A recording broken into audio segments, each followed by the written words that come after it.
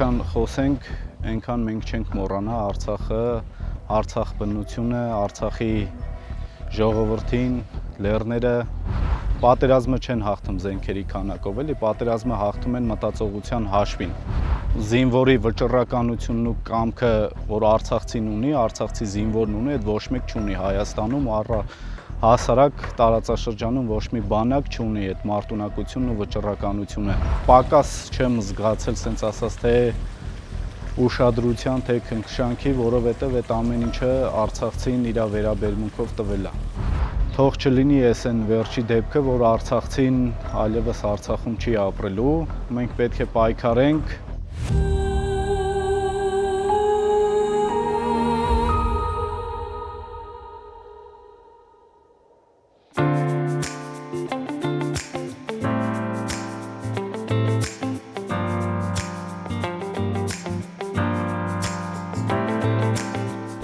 Արման, Արցախի մասին հարցազրույցի հրավերը սիրով ընդունեցիք, ինչի համար շնորհակալ ենք։ Դե չէի կարող չընդունել, որովհետև Արցախում են անցել կյանքի կարևորագույն փուլերը, ժամկետային զինծառայությունը, ինչպես նաև մի քանի պատերազմների մասնակից լինելը ու այդ մոռանալ չի լինի, դրա մասին խոսելը միշտ ցանկություն ու պարտականություն են իմ համար, ու ինչքան խոսենք, այնքան մենք չենք մոռանա Արցախը, Արցախ բնությունը, Արցախի ժողովրդին,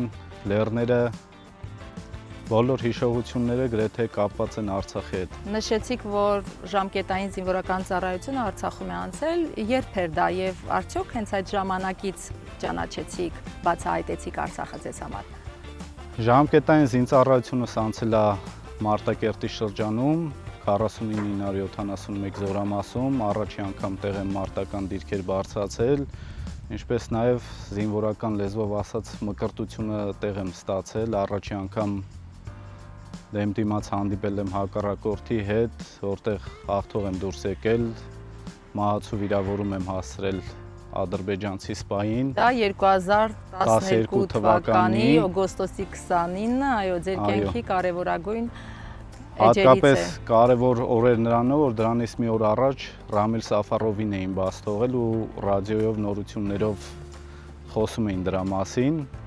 Այդ մոտիվացիայի աղբյուր հանդիսացա, որ փոքր վրեժ լուծենք դրանցից։ Ու ադրբեջանցի սպայի, այո։ 24 ժամ անց այդ միջադեպը տեղի ունեցավ։ Ամեն ինչը իր ցանկությունով ա եղել, ես չեմ բռնացել։ Եվ պարգևատրվեցիք դրա համար։ Այդ ժամանակներում պարգևատրումը խրախուսվում էր Հայաստանի Հանրապետության նախագահի, ինչպես նաև պաշտպանության նախարարի կողմից, ինչը այսօր չի գործում, զինվորների համար մոտիվացիա չկա, թե նրանք ամեն ինչ են ծառայում, իսկ այն ժամանակ մենք գիտենք, որ հայրենիքի սահմանները պաշտպանելը եւ խրախուսվում է եւ ողջունվում է բարձր անվտանգության կողմից ու մենք ամեն ինչ անում ենք, որպեսզի ամեն մեկը սյուրովի աչքին կնենք։ Եվ ծառայությունը ինչպես անցավ այդ 2 տարիները, ինչպիսի տարիներ էին ձեզ համար, ինչ տվեցին ձեզ։ Փորձություններով լի, դժվարություններով լի, ծառայությունը հեշտ բան չի, կոփում ես ու երբ Արցախից դուրս էի գալիս այդ զորացրման օրը, համ ափսոսանք էր, համ ուրախություններ, միտեղ երիտասարդական միտքը ասում էր էլ չգաս հետ ու գրեթե 4 տարի այդ մտքին եմ եղել մինչև 2016 թվականի քառօրյա պատերազմի մեկնարկը կամավորագրվում ես ու գնում ես էլի Արցախ, ինչ որ հիվանդության նման բան է, ցանկությունը մեծ է, կանչում է քեզ ու ես էլ այնց շրջապատի հետ էի մեկնել, որ այդտեղ հավաքված էին յուրահատուկները ու այդ յուրահատուկների հետ էլ ավարտեցինք այդ մեր միսիան, հետագայում շարունակեցինք մարզվել, մարզվելուց հետո 2020 թվականի նորից բախտ վիճակվեց գնալ Արցախ 44-օրյա պատերազմին, այդ ժամանակ արդեն մենք պատրաստված էինք մեծ հաշվով։ Բախտ, այսինքն Արցախ գնալը այդ օրերին պաշտպանելու հետ կապված եմ ասում, բախտ վիճակվեց, քանի որ մեր ընկերներից մեկը Մխիթարյան Արմանը լավ խոսք ունի, ասում է, եթե ոչ ես ապահով Ու այդ սկզբունքով մենք նորից մեկնեցինք Արցախի հյուսիսային հատված, Եղնիկներ կոչվող զորամասը, որտեղ մի քանի բառայր գործողություններ ենք իրականացրել։ Մեր ջոկատից էր Արցախերոս Մենուա Հովանիսյանը, Մարտական խաչի ասպետներ Դեղոյան Արտակը, Սարգիս Խաչատրյանը եւ Միհրան Մանուկյանը, ովքեր Արեգասարի գրոհի ժամանակ զոհվեցին։ Այդ օրը ահռելի կորուստներ ենք պատճառել հակառակորդին ու դրանից հետո չենք հուսահատվել ու շարունակել ենք նույն ոգով։ Հոկտեմբերի 25-ից եկել ենք արդեն Քարինտակի Չախմախ կոչվող հատված, որտեղ պետքա դիմագրավենք այն ադրբեջանական դիվերսիոն խմբին, որը ներթափանցել էր եւ նրանք կարողացան մտնել Շուշի։ Մասնակցել ենք Սղնախի ինքնապաշտպանական մարտերին, հետո Քարինտակի, մինչև նոյեմբերի 9-ին, երբ որ Տամոթալի փաստաթուղթը ստորագրվեց, սակայն դրանից հետո հուսահատություն չի եղել։ 21 թվականից նորից մեկնել եմ Արցախ, 22 թվականին արդեն կազմավորել ենք հատուկ նշանակության վարչություն, որտեղ եղել եմ որպես մարտական պատրաստության գծով հրահանգիչ, ու մինչև կազմավորումը վարչության 2022 թվականին տեղի ունեցավ Ջերմուկի սեպտեմբերյան դեպքերը, որտեղ կամավոր հիմունքներով նորից եկել ենք արցախցի բազմաթիվ զինվորականների ու սպաների հետ միասին, ովքեր իրենց կամավոր համաձայնությամբ են եկել, ոչ թե որպես զինվորական հրաման, ու իրենց մեծ ներդրումն են ունեցել այդ արցախցիները Ջերմուկի բնագիծը նոր կազմելու հետ կապված, ինչպես նաև երկու հոգի 7-ից 8 օր անհետ կորած էին հակառակորդի թիկունքում, մի քանի հոգով ենք մտել դուրս բերել այդ երկու զինվորականներին։ Հետո վերադարձել ենք Արցախ, շարունակել ենք մեր ծառայությունը թե հյուսիսային հատվածում, թե Ստեփանակերտի սահմանամերձ հատվածներում, ու 23 թվականի սեպտեմբերի 19-ին, երբ որ սկսվեց Արցախյան վերջին մարտերը, մեր ստորաբաժանման տղաները իրենց խնդիրը բարձր պատրաստվածության հաշվին պատվով կատարեցին, հատկապես Կաշենի հանքի մոտակայքում գտնվող Պուշկին Յալ մարտական դիրքում։ Այդտեղ երկու մարտական դիրքեր վստահված էր մեր վարչության տղաներին, հերոսաբար իրենց խնդիրը կատարելուց զոհվեցին Հարությունյան Ռաֆիկը, Բալայան Արմենը եւ մեր վարչության մյուս տղաները։ Գոռը Ղուկասյանով վերջերս երկու եղբայր ունեցավ, Տիգրանը Ասկերանի շրջանից Ավանեսյան ու եւս 3 տղաներ մեր վարչությունից։ Մենք եղել ենք սենց արցախցիների համար, ասեմ պարզ լինի, Ձիվյատի շկոլի մոտ պարալենների հատվածում, պաշտպանել ենք Ստեփանակերտը, որպեսզի հակառակորդը չներխուժի քաղաք, այդ ժամանակ խաղ բնակչությունը դեռ գտնվում են այդ պարալենների իրենց տներում, իրականացրել ենք պաշտպանությունը այնքան ժամանակ, քանի ապահով այդ մարդիկ դուրս չեն եկել։ Հաշվել եք, քանի մարտական գործողությունների եք մասնակցել։ Այստեղ գործողություններին մասնակցելը չի կարևոր, այլ կարևոր է թե ինչ խնդիր ես կատարել։ Ես կուզենայի մեկին մասնակցած լինեի ու այդ խնդիրը կատարված լիներ մինչև վերջ ու Արցախը լիներ հայկական, քան 8-ից ավել գործողությունների մասնակցել ու վերջնական արդյունքը դրական չլիներ։ Եղել է դեպք, երբ որ գերի ենք վերցրել, տղաները գերի են բերել Քյոխի հրամանատարական կետում, բոլորը գիտեին, թե ես պետքա հարվածեմ ծեծեմ այդ գերուն։ Ընկերներիցս մեկը Օհանյան Գեղամն ասեց, հանկարծ մատով չկպնես, պատես առաջի անգամ խորապես պատկերացրի, թե հոգեբանական հաղթանակը ինչ մեծ դեր ու նշանակություն ունի, երբ որ ինքը սպասում է դու պետքա իրան հարվածես, բայց դու իրան հաց ես տալիս, ջուր ես տալիս, վիրավոր ոտքն ես բուժում, ճիշտ է, ինքը հանուն արդարության պետքա ասենք, որ արժանի զինվորական էր, հակառակորդին էլ պետքա կարողանաս գնահատես, քանի որ ինքը եկել էր իր զոհված ընկերներից մեկի մարմինը տանելու, ու դրանից 2 օր առաջ մեր ընկերների մարմիններն էր փոխհրաձգության ժամանակ մնացել 4.5 կիլոմետր խորության մեջ Արեգասարի գլխին հակառակորդի կողմը, ու այդ հոգեբանական ապրումը զգալով ուղղակի բարոյական իրավունք չունեիր, որպեսզի նրան հարվածեիր։ Հաց տվեցինք, վիրակապեցինք, ջերմ ճանապարհեցինք։ Էմիլ Բախշարին անունն էլ հիշում եմ, չգիտեմ էդի այդ վերաբերմունքից ինչ եզրակացության եկած կլինի, բայց ես ինձ չէի ների, եթե դրան հարվածած լինե, այլ խորապես հոգեբանորեն ավելի կոփվեցինք, որ նման փորձությանը այդպիսի պատասխան տվեցինք։ Շատերը խուսափում են խոսել պատերազմի մասին, մի մասը չի ուզում կրկին վերապրել այդ ցավը, մի մասն էլ ասում է, որ դա պատերազմ չէր։ Դուք ինչ կասեք որպես մարտական այդքան գործողությունների մասնակից։ Պատերազմն էլ պատերազմը պոզով փոչով չի լինում, էլ ուղղակի հաղթանակը ունի շատ տերեր, պարտությունը անտեր է, դրա համար ես իմ առաջ գերխնդիր եմ դրել, որպեսզի այս երկրի հայ ազգի մեջից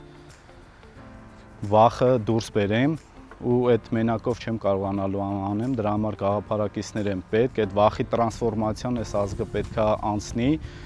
ու հասկանա, որ այդ պատերազմը չէր, որ մենք պետք է պարտվենք ու արժանի չենք այդ պարտությանը։ Ընդամենը մի քանի նյուանս կար պարտությունից դեպի հաղթանակ գնալու, նախ չթերագնահատեինք հակառակորդին, երկրորդը համակարգային լուծումների շնորհիվ մենք կհասնենք այդ հաջողությանը ու մինչև հոկտեմբերի 26-27 մենք այդ շանսը ունեցել ենք, որպեսզի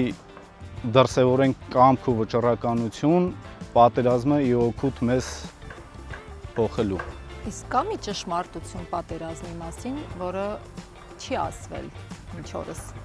Բազմաթիվ ճշմարտություններ կան, որ չեն ասվում, դրա պատճառով էլ այդ 44-օրյա պատերազմի վերլուծությունը չի հրապարակվում։ Իսկ կան իրավիճակներ, որոշումներ, որոնք հետո եք հասկացել, որ այլ կերպ պետք է անեիք։ Առաջինն էր, որ եթե դու մի շաբաթ շարունակ պարտվում ես խրամատում կանգնած, դու պետքա քո մարտավարությունը ու ռազմավարությունը փոխես։ 44 օր մեր զինվորները խրամատի մեջ պաշտպանություն են իրականացրել, կանգնած դիրքով, մինչդեռ հակառակորդը շարժվում էր, օդից գերակայություն ուներ ու մեր զորքը մենթալիտետի հաշվին նենց հոգեբանական պատրաստվածություն ուներ տարիների ընթացքում մեր սպայական կազմը վերահասրել էր նրան, որ զուտ այդ հոգեբանական պատրաստվածության հաշվին մենք դիմակայել ենք։ Ես այդտեղ պատերազմը չեն հաղթում զենքերի քանակով, էլի պատերազմը հաղթում են մտածողության հաշվին։ Ու այդ մտածողությունն է մեզ պակասում այսօր։ Որոշ մարդկանց կարծիքով Արցախցի մինչև վերջ չի կռվել։ Այդ ես մի քիչ կոպիտ կպատասխանեմ, այդ որոշ մարդիկ գլուխները պատին են տվել, պատն էլ գլխներին են տվել, որովհետև այն Արցախի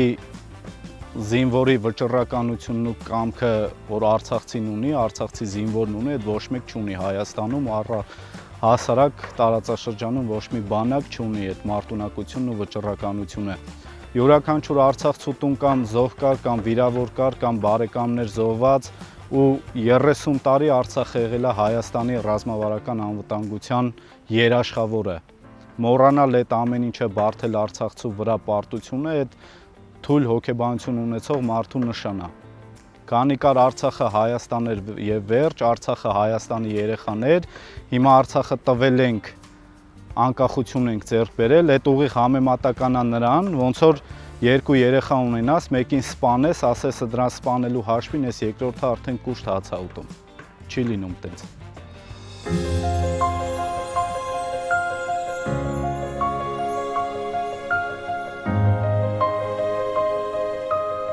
Արման, պատերազմից հետո ինչու որոշեցիք հանրային գործունեությամբ զբաղվել, ինչ դեր կարող են ունենալ պատերազմի մասնակիցները հասարակական քաղաքական կյանքում։ Քաղաքական կյանքով սկսեցի հետաքրքրվել այդ մի քանի իրար հաջորդող սեպտեմբերյան պատերազմներից ու պարտություններից հետո, քանի որ հասկանում եմ, որ այս յուրաքանչյուր առաջացած խնդրի լուծում քաղաքական է ու մեզ քաղաքական այնպիսի կամք անհրաժեշտ, որ կարողանանք այս օրասական խնդիրները լուծենք, որ ծառայացել է Հայաստանի Հանրապետության առաջ ու գործիքից Հայաստանը վերածենք տարածաշրջանում գործոն դառնալուն։ Պատերազմը փոխում է մարդու արժե համակարգը, ինչպիսին էր Արման Պետրոսյանը մինչև պատերազմը եւ պատերազմից հետո։ Միանշանակ պատերազմը իր հետքը թողում է, հատկապես երբ դու այդ գործողությունների մեջով անցնում ես, կյանքի ընկալումը փոխվում է, երբ կողքդ մարդիկ են զոհվում, ընկերներդ են զոհվում ու հատկապես այդ 18 տարեկան անօգնական երեխեք, ովքեր դեռ չեն հասցրել զինվոր դառնան, ինչը իմ հետ տեղի է ունեցել Քարինտակում, երբ 2-3 ամսվա նորակոչիկները անհավասար մարտերի մեջ չէին երկնչում ու մինչև կյանքի վերջի շունչը պատրաստ էին կռվելու, կռվեցին իրականում։ Այդ ամեն ինչը տեսնելով հասկանում ես, որ լիքը բացթողումներ կան, լիքը աշխատանք կա կատարելու, պետք է այդ կատարես, քանի որ դու ես տեսել այդ ամեն ինչը, դու ես զգացել ու այդ բացթողումները դու քո նման մարդիկ կարան փոխեն ու այս երկրի կյանքում ինչպես եղել է 2000 եւ ավել տարիներ, միշտ այդ պատերազմի մասնակիցը մարտական ուղով անցածը պետք է իր ուրույն տեղը ունենա այս հայ իրականության մեջ, գնահատվի ու կարողանա իր անցած ուղին մատուցել իր երկրի ժողովրդին, երկրի անվտանգությանն այնպես, որպեսզի հաջորդ անգամ կամ գոնե երկար ժամանակահատվածով Հայաստանը չկանգնի նույն ծայրահեղ ծանր իրավիճակի առաջ։ Արցախը ձեզ պատերազմ է հիշեցնում, միայն թե նաև վառ հիշողություններ է արթնացնում։ Չէ, Արցախը պատերազմ չի հիշեցնում առաջինը հիշեցնում է այնտեղի բնակչության վերաբերմունքը, քանի որ այդ սովի 8 ամիսները ես այնտեղ եմ անցկացրել ու մեկ օր անգամ մի քանի ժամ թեկուզ ես այնց չակերտավոր սոված չեմ մնացել, քանի որ բոլորը գիտեին, որ ես եկել եմ Հայաստանից, մենակ եմ ապրում, ամբողջ ստորաբաժանման ընտանիքները, մեր զինծառայողների ընտանիքները միշտ հետաքրքրվում էին այդ տղեն հաց կերել է, թե չի կերել ու ամեն անգամ մեկը հրավիրում էր իրանց տուն, հատկապես մեր Ալյոնայի ընկերոջս կնոջ պատրաստածները առանց հաց որ ուտում ենք, հացի խնդիր կար, պակաս չեմ զգացել, սենց ասած, թե ուշադրության, թե քնքշանքի, որովհետև այդ ամեն ինչը արցախցին իր վերաբերմունքով տվել է։ Եթե արցախցին կարողանում է գնահատել մեկին, ուրեմն այդ մեկն արժանի է արցախցուն, սենց ասած։ Եվ ինչ ուղերձ ունեք բռնի տեղահանված արցախցիներին, ինչ կարող եք ասել։ Առաջինը կցանկանամ, որ չլքեն Հայաստանը, լինեն համբերատար, լինում են լավ ու վատ օրեր, այս վատ օրերը էլի միասին կանցնենք ու լավ օրերը հաստատ գալու են։ Թող չլինի այս այն վերջի դեպքը, որ արցախցին այլևս Արցախում չի ապրելու, մենք պետք է պայքարենք։ Սենց մի խոսք ասում, երբ դու պատրաստվում ես պատերազմի, պատերազմ չես ստանում, ստանում ես արժանապատվություն ու մենք 23 թվականից չէ, 20 թվականի նոյեմբերի 9-ից հետո պետք է պատրաստվենք պատերազմի, որ չլիներ 22 թվականը, չլիներ 23 թվականը, չլիներ այս օրը, մենք որ մեր գլուխը կախ ապրենք թե տարածաշրջանում, թե աշխարհում։ Դրա համար մենք պետք է լինենք այն պատերազմի գաղափար առաջ տանողները, ում միջոցով, որ էլ Հայաստանի Հանրապետությունը պատերազմի մեջ չի մտնի ու Արցախցին իր միջազգային իրավունքը օգտագործելով կգնա եւ կապրի Արցախում։